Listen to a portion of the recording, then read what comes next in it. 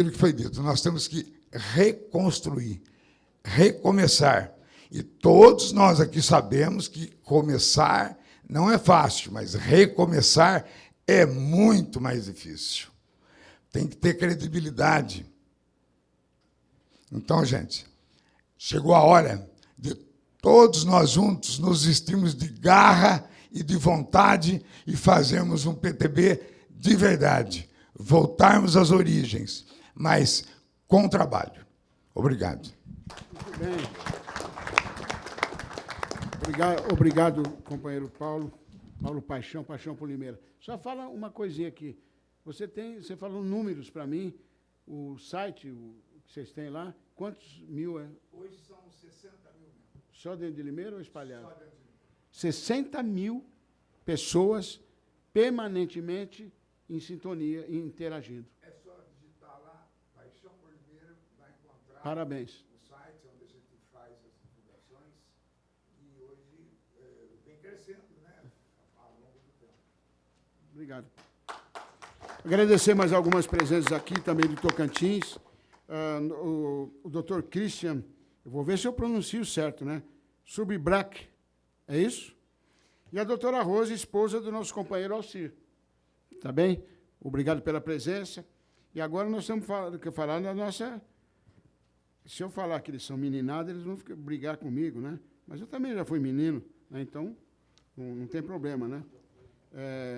Os nossos jovens da Juventude Trabalhista Brasileira, né? O Leandro Louro, Juan Pablo, Henrique Quiroga, Gustavo Capelli, Guilherme Dino e o Guilherme Santos, que é também da executiva do PTB do Distrito Federal, tá certo? E eu queria... O Capelli nos falou... eu queria que o Capelli ficasse de pé. O Capelli, ele relatou para nós uma coisa muito especial, maravilhosa. Ele falou, eu sou especial. Né, Capelli? Sim, eu tenho autismo. Tem autismo. Então, e militando, dirigente da juventude. Então, é para vocês verem que a sociedade, quem é preconceituoso, não tem noção do que está fazendo. Nós temos muita gente brilhando no mundo do show business, do esporte, que tem grau de autismo.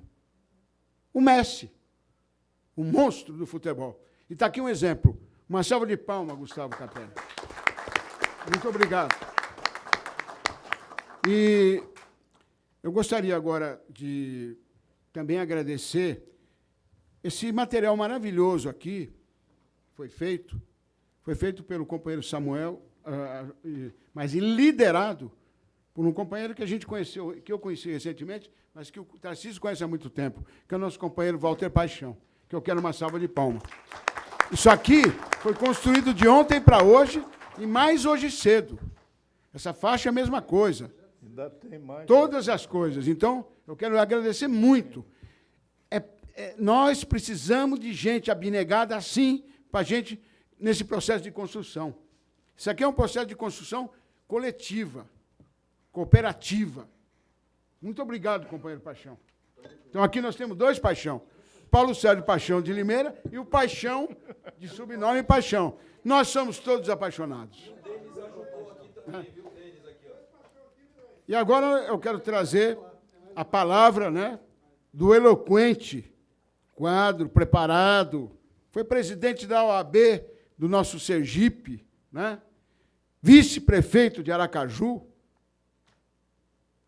A gente se encontrava pelos PDT da vida, mas não tinha amizade, né? E graças à interação do nosso companheiro Mário Sobreira, que a gente se encontrou num jantar, apresentado por um menino que depois sumiu da JT e que nos aproximou. É assim que a vida vai. E aí, o Sobreira comentou do nosso querido Carlos Alberto Menezes. Por telefone, nós indicamos, faz aí a provisória. E é desse jeito que nós estamos todos aqui. Assim foi no Tocantins, assim foi no Goiás. Eu fui apresentado por Ele Leão, pelo Paulinho Graço, que era vereador do PDT, que não quer mais saber da vereança. E apoiou o Ele Leão, irmão do nosso querido Hélio, que depois vai fazer uso da palavra, que precisava ter mais cadeira, ele saiu da mesa para dar lugar elegantemente, como cavaleiro, para a dama. Né, Hélio? Então, Carlos Roberto Menezes, por favor, o microfone é seu. Aperta aí. Embaixo. Aí, embaixo. Aí. Aí, Não, ensina ele lá. embaixo. No meio, embaixo. Coisa esquisita. Então, veja, eu cheguei aqui umas 16 horas aproximadamente, eu vim de lá de Sergipe, acompanhado pelos dois companheiros da luta política lá em Sergipe, o Marcelo Bonfim, ex-vereador lá em Aracaju, está ali.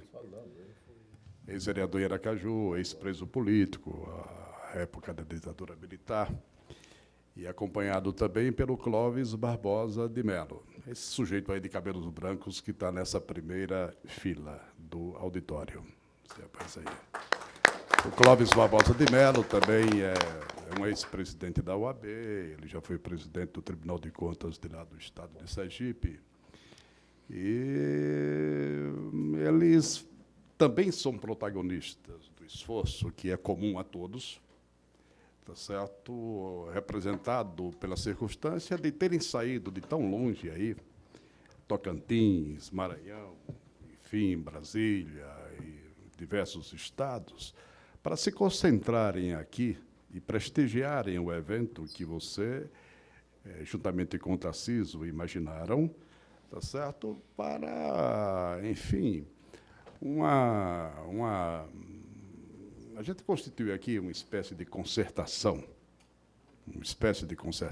tá certo? Inicial, ainda seminal, uma coisa que a gente inaugura, enfim.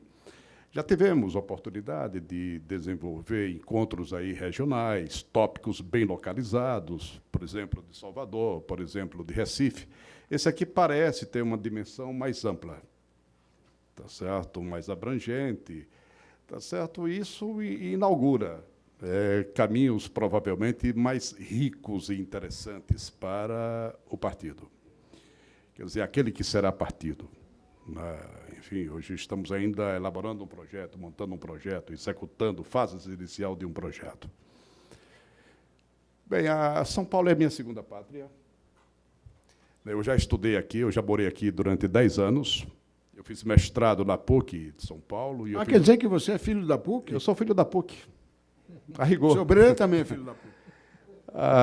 O Sobreira é o cara que fez a ponte entre eu e o Gaeta. A função dele foi essa, tá certo? De se constituir como uma ponte. E eu fiz o doutorado também lá na PUC. Tá certo? E há muito tempo que eu não venho em São Paulo. Há muito tempo. E hoje vim, tá certo? E aqui, enfim, a gente fica feliz quando retoma os contatos com o lugar que eu sempre amei. Eu sempre gostei de São Paulo, gostava muito de São Paulo. Namorei muito aqui nessa terra, durante os 10 anos em que aqui estudei. Tá certo? Fiz o que a gente deve fazer, a época que pode fazer, durante a nossa juventude e durante a nossa idade de ouro. Vejam bem, eu não posso me estender, não tenho condições, porque o tempo aqui é limitado, são 3 minutos apenas. Apenas quero dizer o seguinte. Nós nascemos e estamos vivendo num país que viveu na minoridade durante 430 anos, desde sua descoberta até 1930. Bom, nesse período, nesse instante, 1930, até um grupo de brasileiros, um grupo especial de brasileiros, se juntou, se articulou, enfim, politicamente, e afastou quem estava sentado na cadeira do poder, aqui no país. E o esforço que ali esse grupo desenvolveu foi retirar exatamente o nosso país da minoridade, né, em que esteve metido durante aqueles 430 anos de que falei. Tá certo? Bom, eu diria que começou a adolescência do nosso país ali, né? Enfim, começou o país a pegar os seus contornos, os seus traços, os traços de um país que se queria ver emancipado. Quem sai da minoridade, imagina-se que está a se emancipar. E era o que estava acontecendo. Tá certo?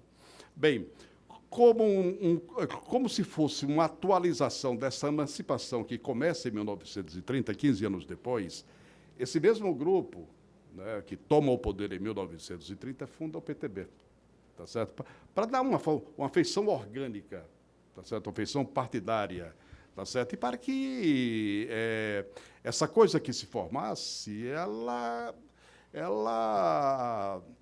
apresentasse para o país uma coisa que tem que ser necessariamente a característica fundamental de todo e qualquer partido político, tá certo? Ou seja, essa característica fundamental, ela reside naquele ponto em que esse partido ele é capaz, tá certo, de dar uma diretriz, de dar um rumo, de formatar um discurso que seja capaz de unir um povo, de unir a comunidade.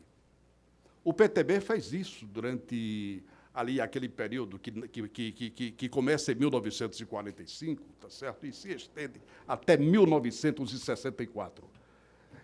Esse, muito provavelmente, muito certamente, tá certo, terá sido o período mais reluzente, a idade de ouro que o Brasil precisou viver. A idade de ouro.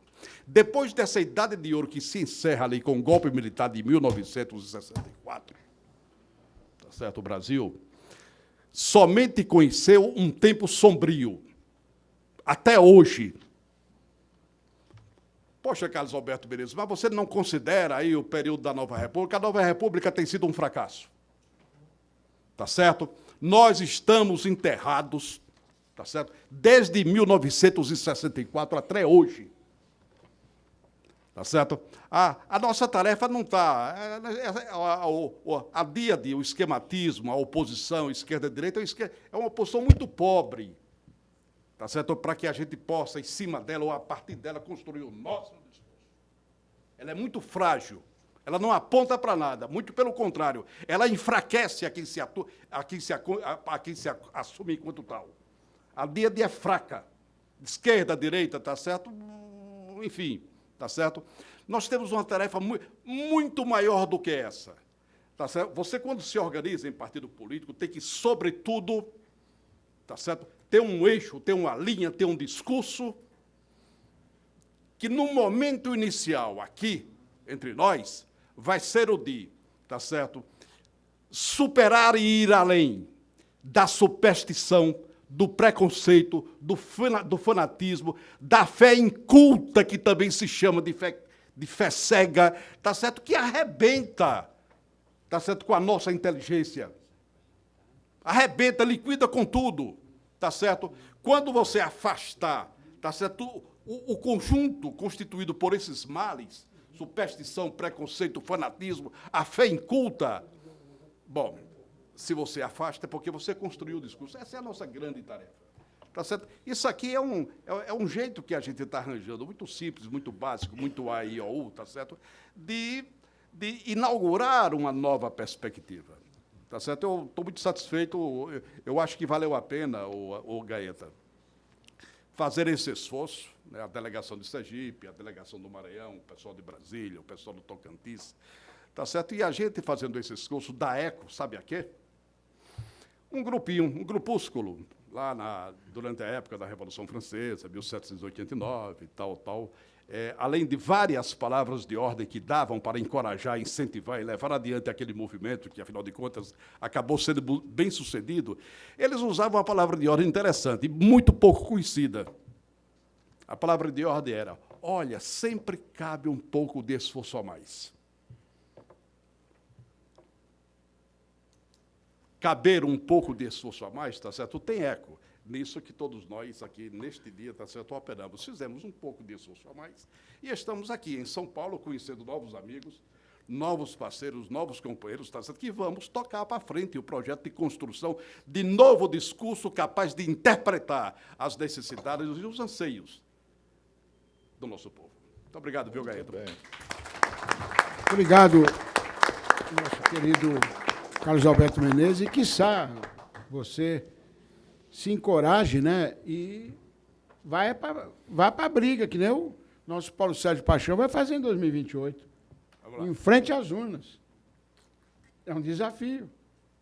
Todos nós estamos sujeitos a esse desafio. Vamos ver sujeito, ainda bem, ainda bem. Então, assim, eu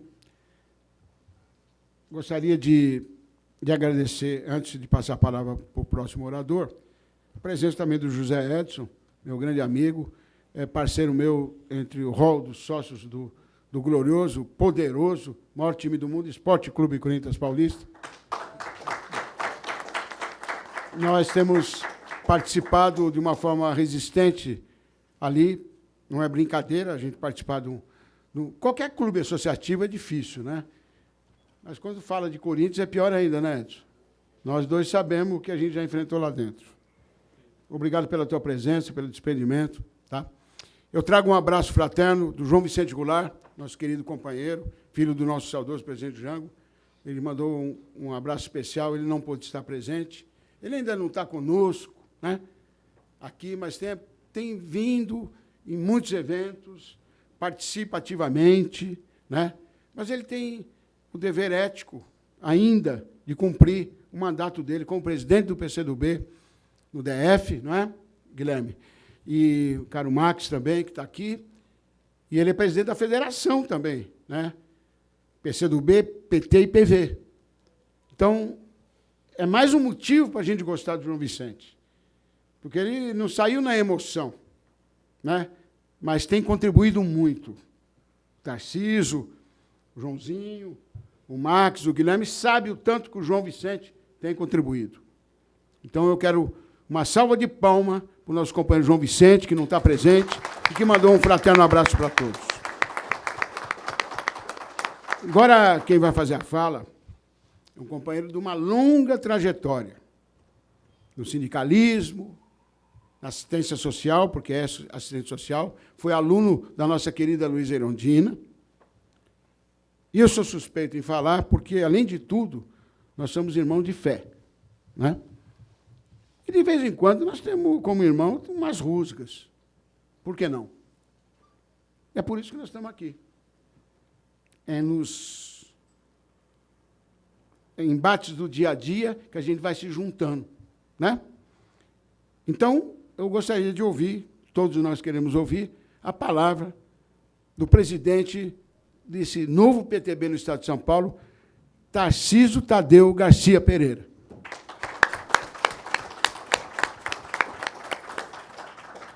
Chegou a acender, acendeu aqui. Aqui para ligar você tem que ver uma luzinha aqui. Se a luzinha não aparecer aqui, você fica falando que nem mudo aqui. Olha, eu fiz uma série de anotações aqui, que certamente vai me ajudar a fazer embasar a conversa que nós vamos ter amanhã com os demais estados sobre a estrutura e a organização do partido. O Ranieri tocou num ponto que, para mim, é fundamental, até para nós aprofundarmos a discussão amanhã, Ranieri. O que vai ser do partido para 2026? Como é que nós vamos fazer o enfrentamento político e eleitoral em 2026? Eu acho que essa vai ser uma grande pedra de toque do nosso debate amanhã, por conta de, primeiro, nós respondermos para nós mesmos se nós teremos condições de estarmos com o partido legalizado para partirmos para a disputa e prepararmos a disputa e a chapa desde já. E nós estamos procurando organizar essa estrutura e a chapa desde esse momento. Mas eu creio que é uma discussão que nós vamos ter que aprofundar bastante amanhã e sábado. Eu queria aproveitar minimamente o tempo que eu tenho aqui para fazer o déjà vu, não é? Começar por esse déjà vu. Eu, hoje pela manhã, a minha esposa carinhosamente se recusou a me deixar no metrô e disse assim, não, eu vou te levar lá na porta do partido hoje. E quando ela veio me trazendo na porta do partido, tinha um trânsito muito longo e o carro andava e parava, andava e parava, andava e parava, eu tentando acionar algumas coisas pelo celular. Quando eu vi, eu estava parado de frente um monumento que existe na cidade de São Paulo. É um arco que eu recomendo a quem não passou por lá ainda. Acho que até vale a pena nós fazermos um ato lá um dia. Antônio Carlos deve conhecer bem, que se chama Presídio Tiradentes. E o Presídio Tiradentes, cara, doutor Mário Sobreira, o senhor deve ter ido lá, raspou de entrar lá, não como advogado, mas como perseguido político, como muitos de nós. E por que eu estou tocando neste assunto? Porque o nosso déjà vu, que a gente se encontra pelos dias a dias, por todos os dias que a gente passa, nós raspamos a história e a gente diz, pô, mas eu estava aqui, eu passei por isso. Né? Eu estou vendo uma grande homenagem que está sendo feito a um dos nossos. A um dos nossos, chamado Pepe Mujica. Nós podemos dizer que o Pepe Mujica é dos nossos, porque ele é dos nossos. Né? E o interessante é que este mesmo Pepe Mujica, como tantos Rubens Paiva, a história vai esquecendo. Não se assustem se daqui a uma década você for ao Uruguai e alguém dizer assim, aquele lá, aquele Pepe, aquele velho louco lá que morava plantando flores, que foi presidente e que abriu mão disso. Porque isto, nós não podemos permitir que aconteça, não com o PTB, mas com os grandes homens e mulheres que carregaram o PTB. Eu vou lembrar de alguns aqui. Porque nós lembramos de Brizola, e temos que continuar lembrando do Brizola. Até mesmo porque, quando se fala em Brizola, muita gente não sabe quem é Brizola do PDT e do PTB. É uma grande confusão. Esses dias o Gaeta gravou um vídeo indignado. Indignado. E eu disse para ele, a indignação foi pouca. Porque publicaram aí, no auge do prêmio do cinema, do Oscar, publicaram o Rubens Paiva, o homem do PDT que foi assassinado. Aí eu cheguei lá e eu conheço bem o Gaeta, eu sei que se a gente cutuca ele com a varinha curta, você tem que ficar meio longe, porque se você cutucar com a varinha curta, vai te atingir. Aí eu peguei uma varinha um pouco mais longa assim, e cheguei lá e disse assim para ele, vem cá, Gaeta, esse negócio do Rubens Paiva, do PDT, hein? Ele já vermelhou na hora, já ficou louco na hora. Eu disse, não, está publicado aí, está publicado. Ah, é? Ele gravou na hora e a gente... Porque nós temos que valorizar os nossos. Nós temos que defender os nossos. Quantos de nós que estamos dentro desta sala que não fomos beneficiados pela lei da anistia? Quantos? Ou quantos dos nossos que não foram beneficiados pela lei da anistia que já não estão mais entre nós? Ou quantos dos nossos, posterior a nós, e que não sabem a importância do que foi a lei da anistia? Tem a menor ideia. E hoje vem discutir anistia desta forma esdrúxula que estão querendo fazer aí, Antônio Carlos. E acha que é tudo a mesma coisa. Teve uma mulher trabalhista do PTB, originária do PTB,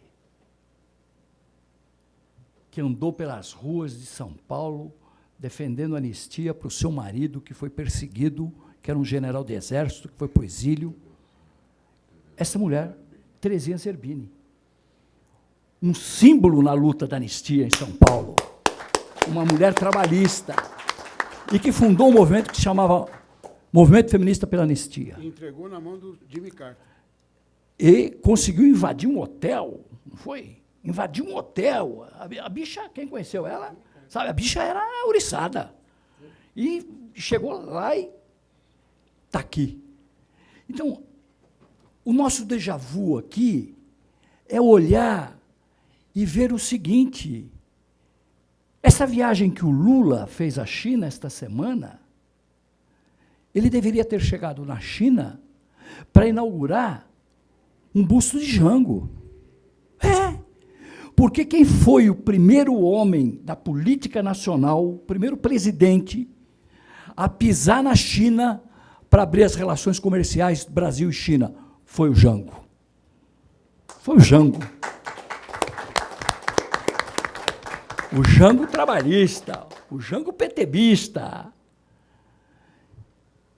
Vão lá, pegam não sei quantos bilhões de investimento para fazer aqui no Brasil. Eu não vi ninguém falando do Jango. O próprio governo nosso rejeita a própria história. Como se rejeitasse a própria história e essa cusparada que dá na história não fosse atingir os amanhã. Este é o problema da nossa memória. Este é o problema da nossa história. É não reconhecer os valores de quem implantou o CIEPS, de quem mudou a correlação de forças na educação brasileira, quando Darcy Ribeiro lutou para fazer a Universidade de Brasília, que formou um homem como Pantoja. E quantos Pantojas que não se formaram lá? PTBista, janguista, homens que olharam para a educação brasileira e fizeram os enfrentamentos contra aquilo que queriam impor no Brasil do modelo de universidade americana. E que depois os militares entraram nesse jogo. Aí nós não vamos discutir isso aqui, porque senão a gente vai até se alongar um pouco a mais. E esses dias fui eu e o Gaeta debater com o senador italiano. A propósito, eu estou indo no mês de julho para 3 países falar do PTB. Na Itália, falar com os socialistas italianos. Na Bélgica, falar com os socialistas. E na França, falar com mais alguém. Porque nós temos que dizer lá fora também o que está acontecendo aqui dentro. Para que a gente possa ocupar os debates e os fóruns, não apenas aqui internamente no país. Nós precisamos ir para os quilombos? Precisamos. Nós precisamos ir para as favelas? Não vou falar porta da fábrica, porque porta da fábrica, hoje você vai na porta da fábrica, você não consegue nem chegar mais na porta da fábrica. Aliás, aconteceu um negócio interessante. Interessante. Paixão, é para ficar indignado o que eu vou dizer aqui agora.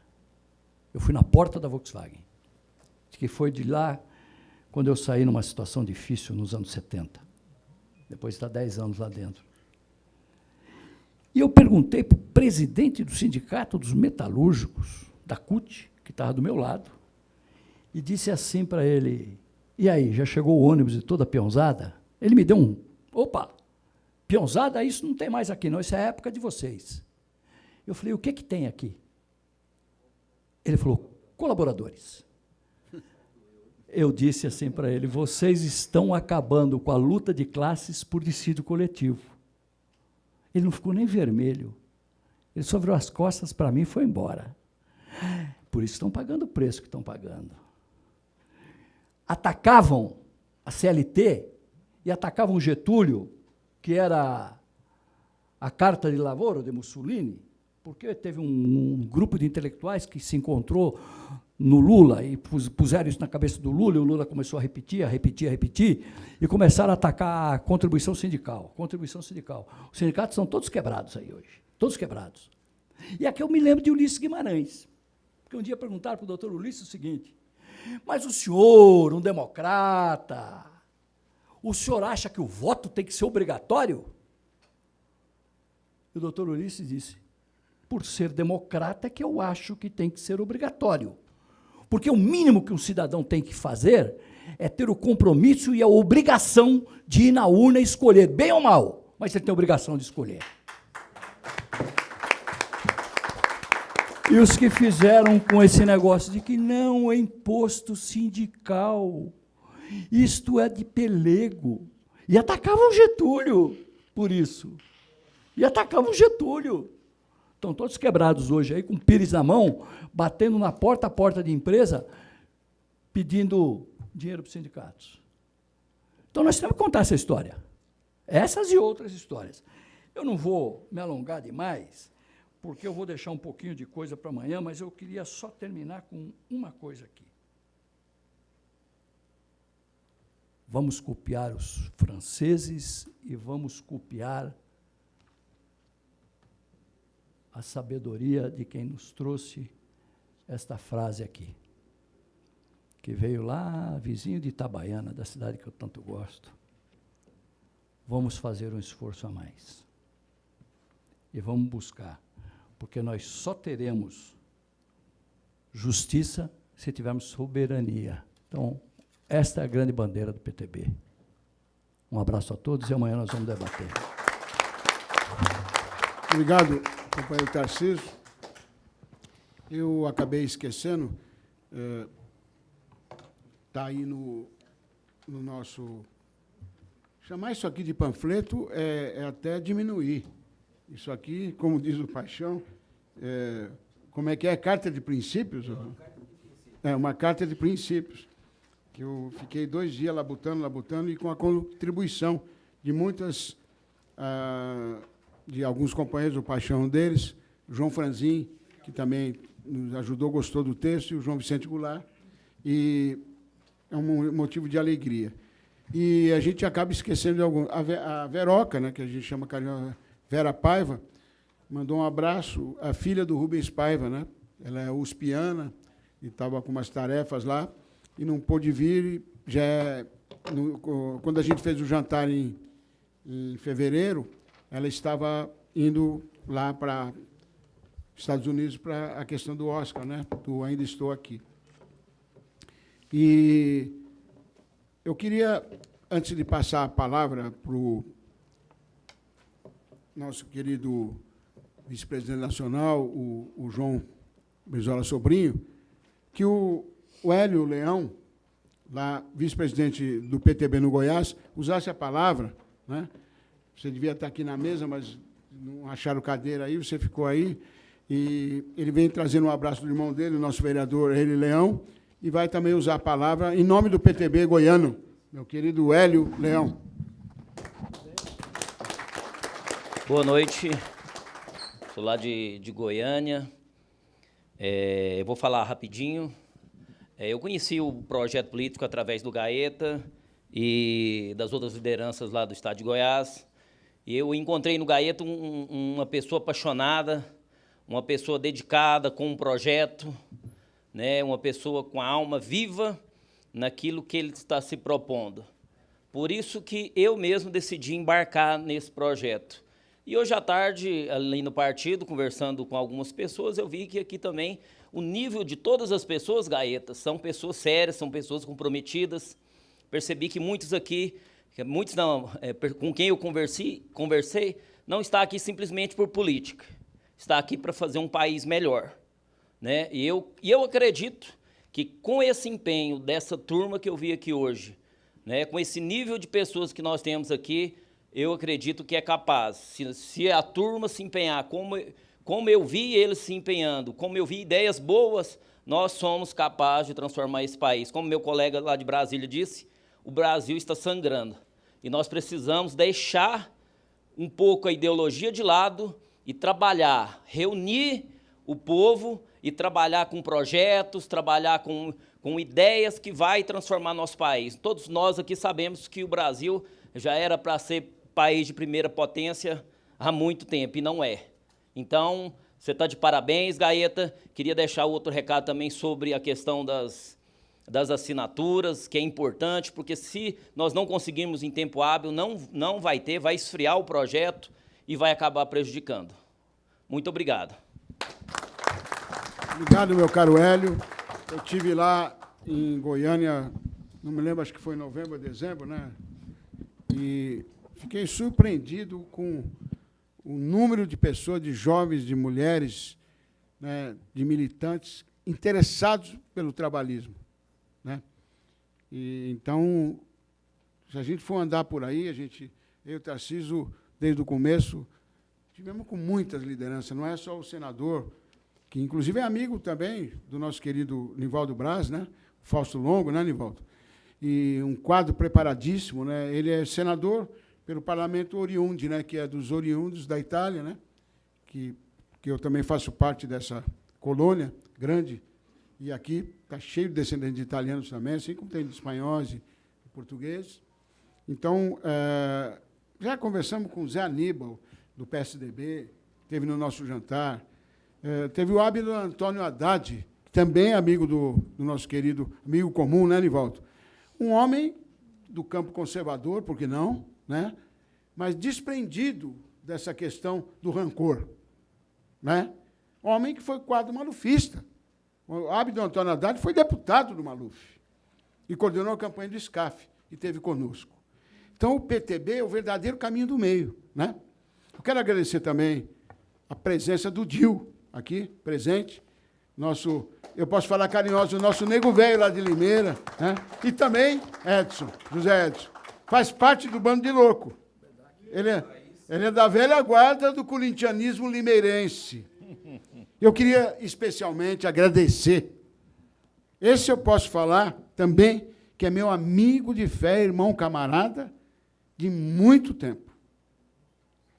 Desde lá para a década de 79, 80, na nossa querida TV Bandeirantes. A comunicação deste evento, do jantar e do PTB paulista, tem sido por uma dobradinha, por uma dupla, né, fantástica.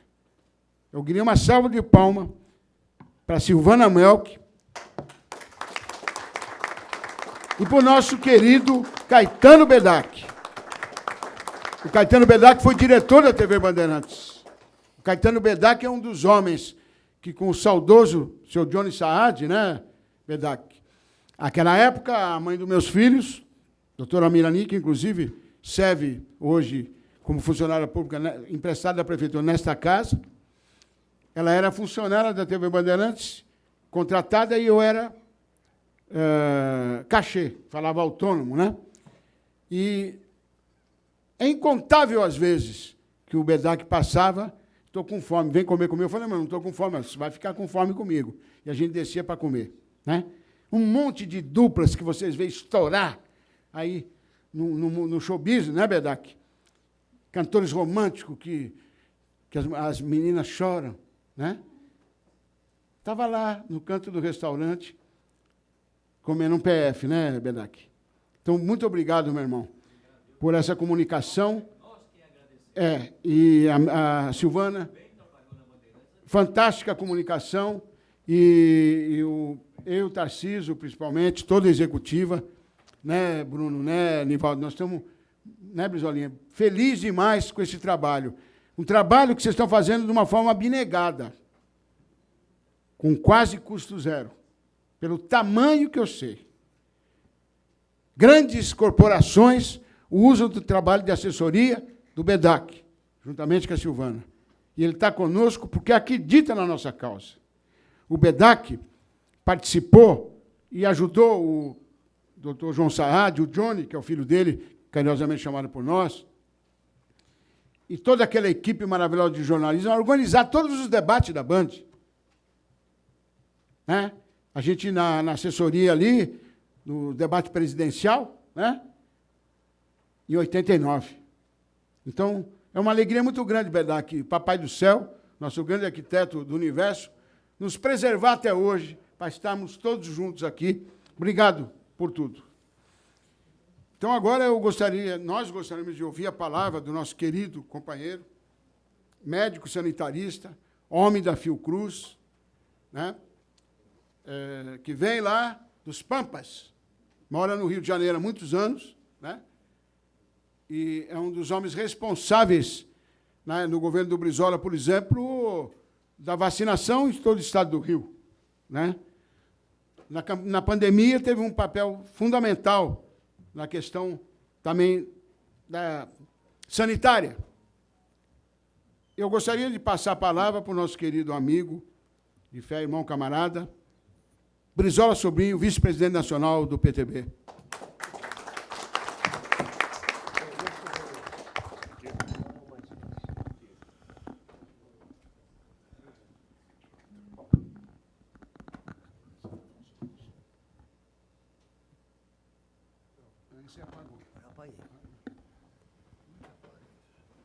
Companheiros, companheiras, quero saudar a todos em nome da Executiva Nacional do nosso partido. Eu estou aqui olhando as pessoas fazerem as suas alocuções, todas elas extremamente representativas.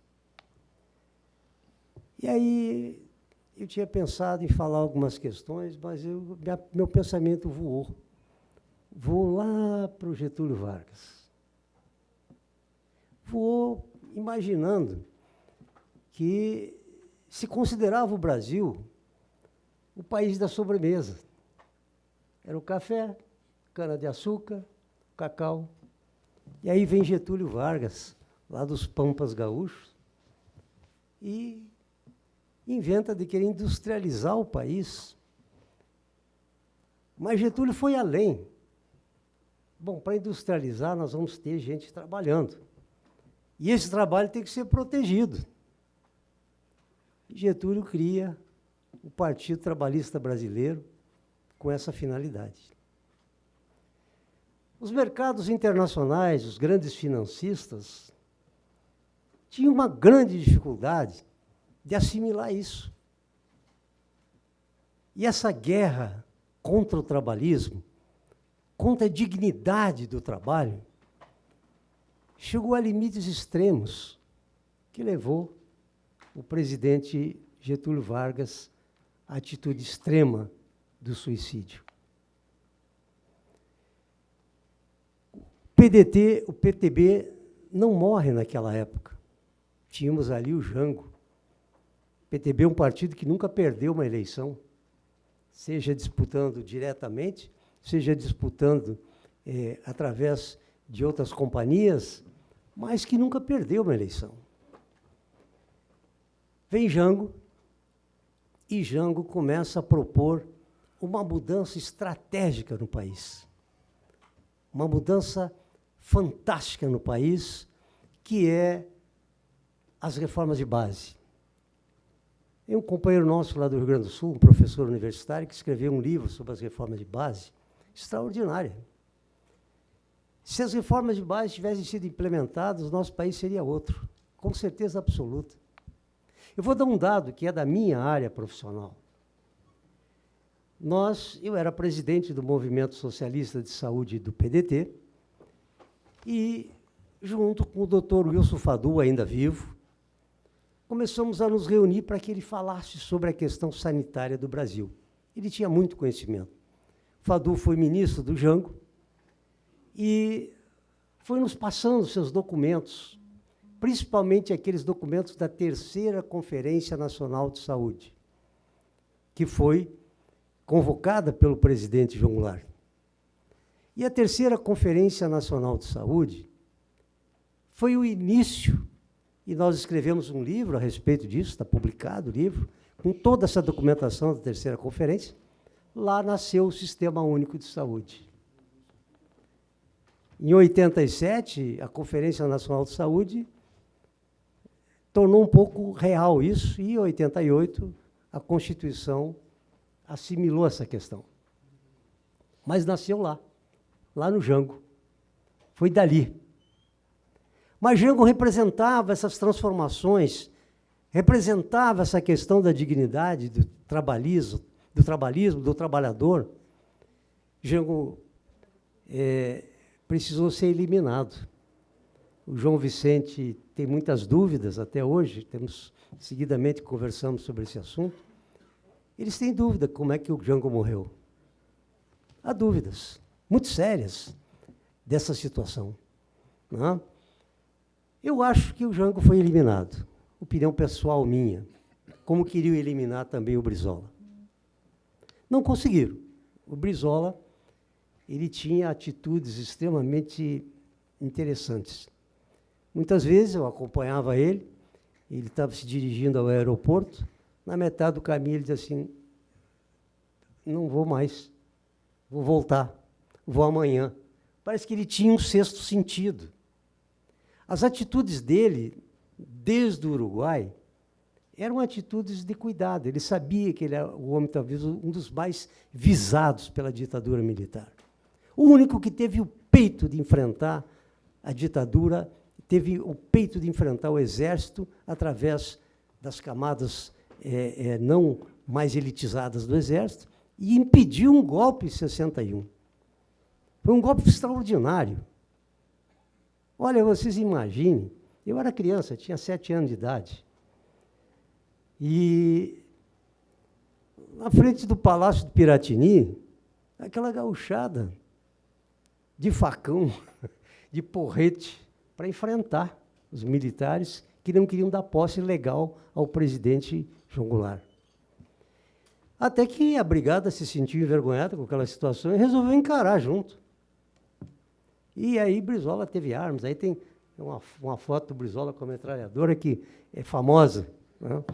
O Brizola carregava aquela metralhadora, mas acho que ele não sabia nem como é que funcionava aquilo ali. Mas ele fazia, ele demonstrava esse interesse, né, da questão constitucional, do direito constitucional. Brizola, vocês imaginem uma situação.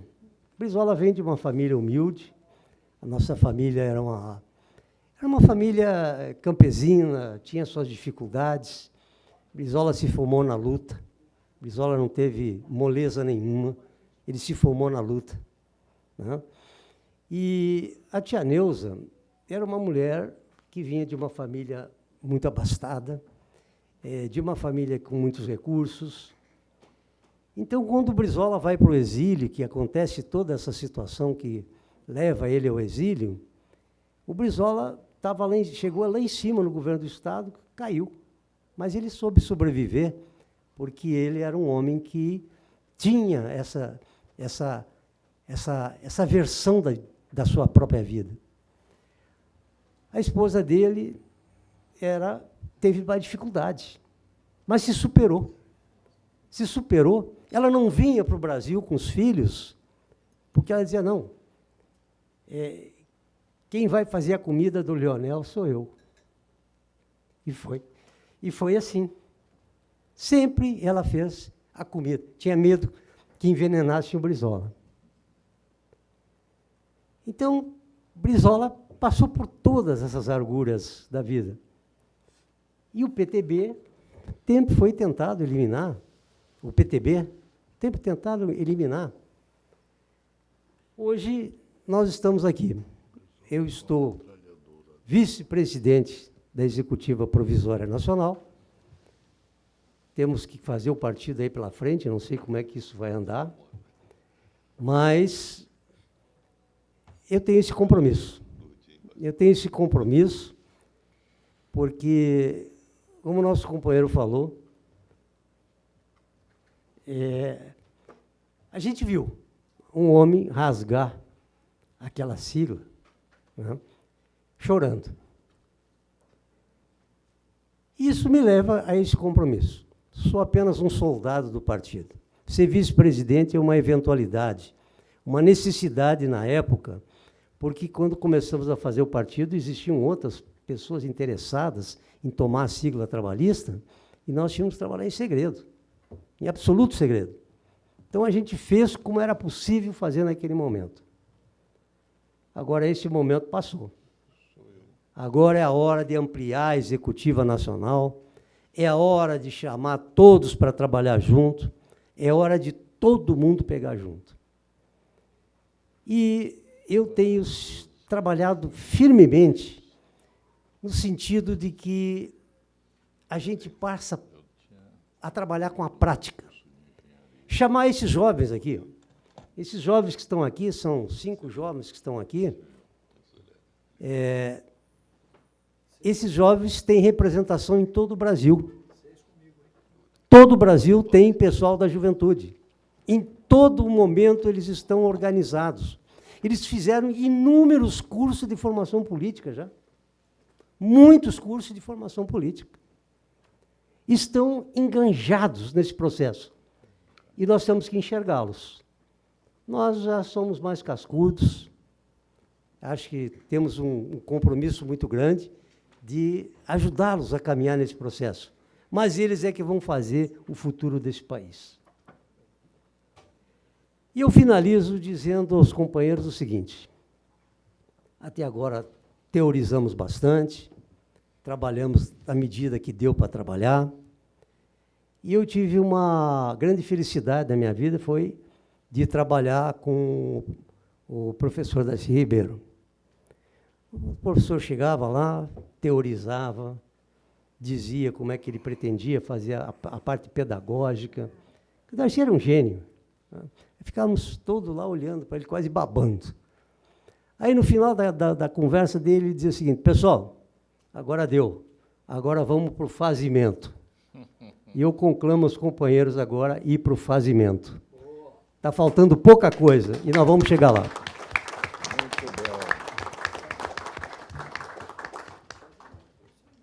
Bom, nós já estamos no estertor desse evento, que foi coroado e abrilhantado por esse conteúdo que todos vocês ouviram e que cada um e cada uma vai para casa, talvez com o espírito mais fortalecido ainda do que foi a provocação que trouxeram vocês até aqui. Acho que cada um e cada uma de nós formamos mais convicção ainda que a nossa missão está correta e que a gente escolheu o caminho certo. Sem a pretensão do maniqueísmo, nós somos o bem e o resto é o mal, jamais essa concepção. Mas nós estamos no caminho da verdade histórica.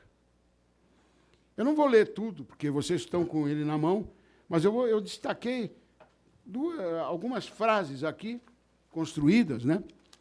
Então, lá, em 15 de maio de 1945, surgia a icônica Legenda Trabalhista, reconhecida internacionalmente como verdadeira grife da política brasileira. Liderados por Getúlio Vargas, Alberto Pasqualini. Alberto Pasqualini foi o ideólogo do trabalhismo no Brasil. Pouco se fala dessa figura. Porque Pasqualini bebeu na fonte de Bonifácio de Andrada, patriarca da República. Pouca gente sabe disso.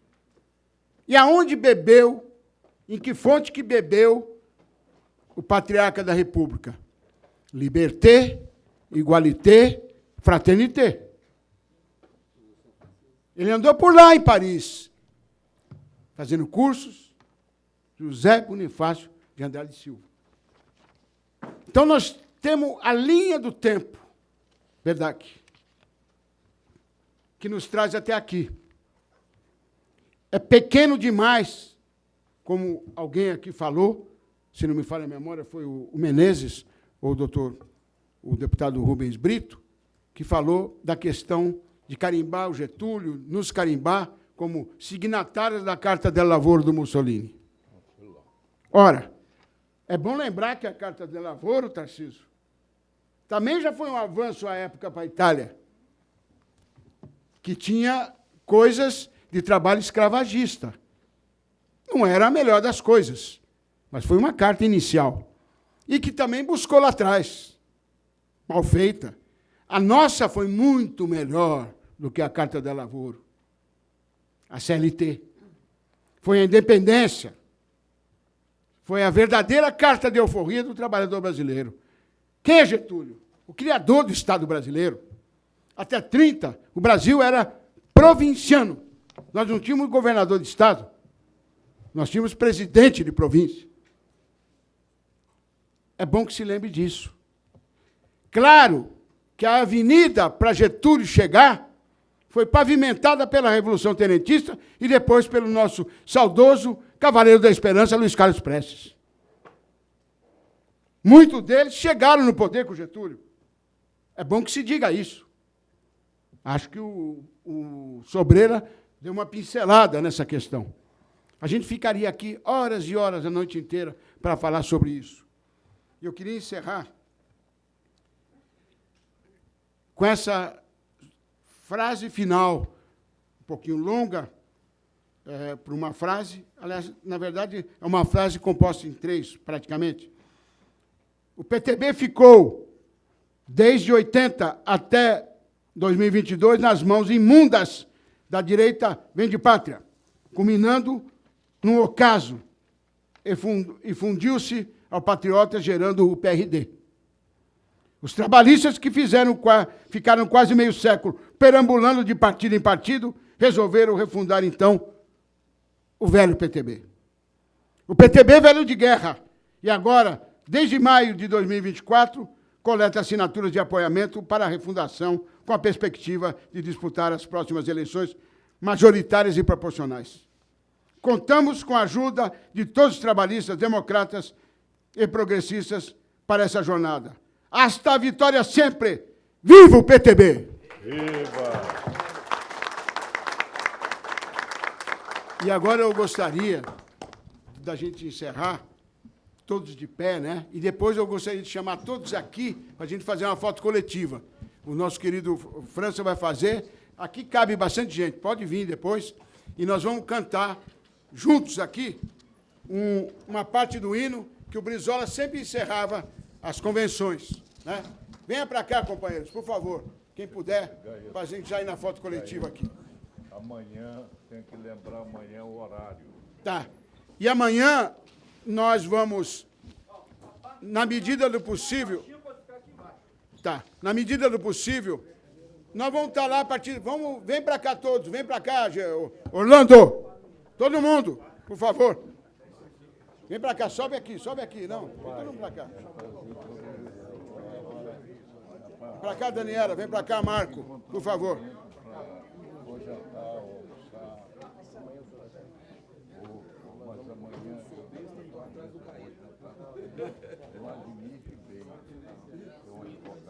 Por favor, vamos filmar também, não é só foto.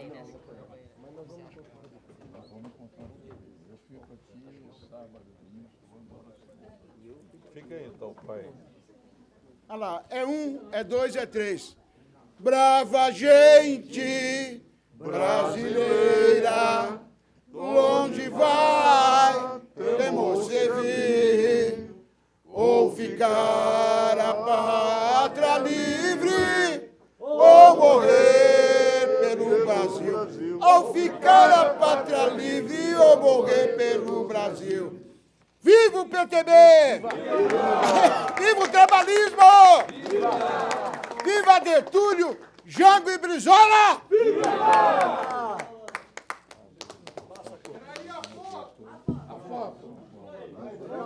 Agora a foto. Todo mundo, sorriso Colgaten.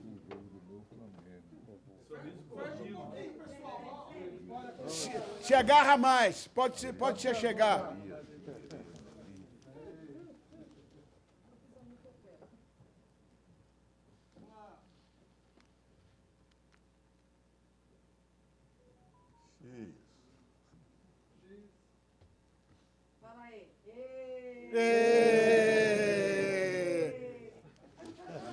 Deu certo.